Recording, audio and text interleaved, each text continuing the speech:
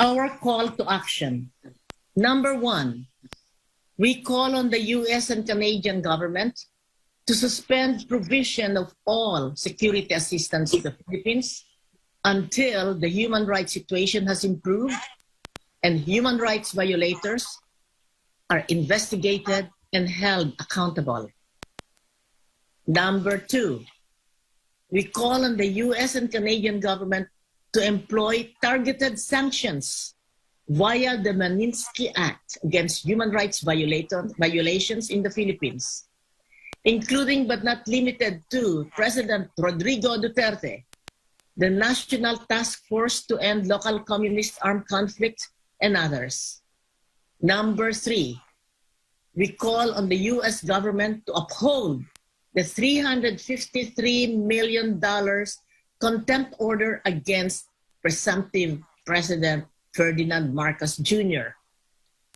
Number four, we call on the Philippine government for the immediate and unconditional release of jailed Senator Leila de Lima following the recantation of the testimonies of three key witnesses.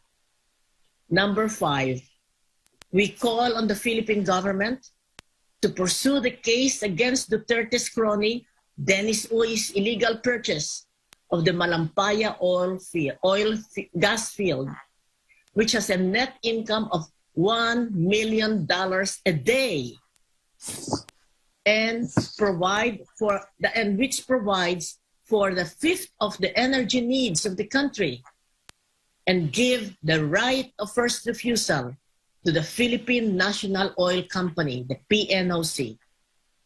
Number six, we call on the Filipino people to remain steadfast and vigilant against attempts to trample on our democratic, constitutional, and human rights.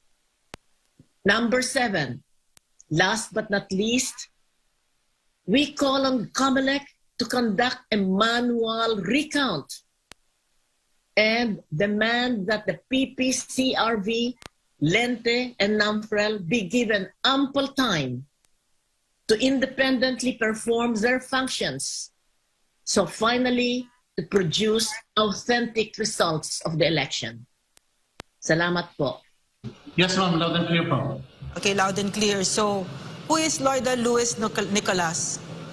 For me, you know what she is? She is the obscene face of a little brown American. Filipino ba yan? Filipino siya. Where is she coming from? I'm sorry, medyo naninibago ako sa setup ngayon, but every Filipino ought to be outraged by what this woman has just said, calling on the US and Canada to interfere on a sovereign nation. Sino siya? For me, again, let me repeat, Loida Luis Nicolas is the obscene face of a shameless little brown American. Nandito ba siya? Dito ba siya? Nagpunta na ba siya dito? Ano yung sinasabi niya na nagre-reklamo siya about the NTF-ELCAC? Does she even know kaya what it means? Does she know that NTF-ELCAC means the National Task Force to End Local Communist Armed Conflict? This 53-year communist terrorist scourge that has hurt our people so much, that has caused so much grief and suffering. So she wants to abolish. She wants to question, to put the work that we've endeavored to put forth. She wants to put that in question, diba? So why? Why is that? Why is that? I really want to know. What does she know? When was she here last? Has she gone to Talaingod? Has she spoken to any of the indigenous peoples? Has she spoken to the mothers of all these children who've been recruited and who have now died? So many of them, thousands upon thousands of children have died, no? And actually, we don't even have the numbers. Does Loida Luis Nicolas know about this? I'm babbling because I'm really outraged by what this woman has just said. And who is she?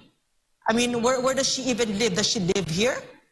Ano, itong kawalang modohan ng mga taong ito na hindi naman nakatira dito, and yet they feel that they have the moral authority and that they know not to talk down on us, and that they know our realities far more than we do.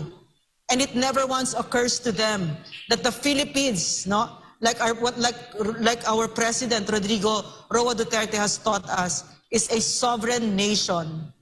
So I guess that's it. Gusto ko lang talaga i-mention. Alam kaya ni Loida Luis Nicolas ang NTF-ELCAC? Alam kaya niya si Kit Absalon? Alam kaya niya yon? Alam kaya niya si Dato Jomar Bocales na bago pinatay ng NPA ay tinanggalan pa ng mata? His eyes were gouged out. And she's talking about the democracy and human rights. And bakit natin pinapatulan si Loida Luis Nicolas, okay? Because she has been behind serious efforts at destabilizing a government that's very honest in its efforts and very sincere in its efforts to protect and defend the Filipino people. And not only that, we've been very successful. Now, 25,200 surrenders, peaceful surrenders. Out of 68 guerrilla fronts, 51 dismantled already, and the rest are on its way to being dismantled. That's real peace. What does that mean in terms of human rights? For the first time, these small communities that have lived with these terrorists all their lives, for the first time, they're breathing the air of free men and women.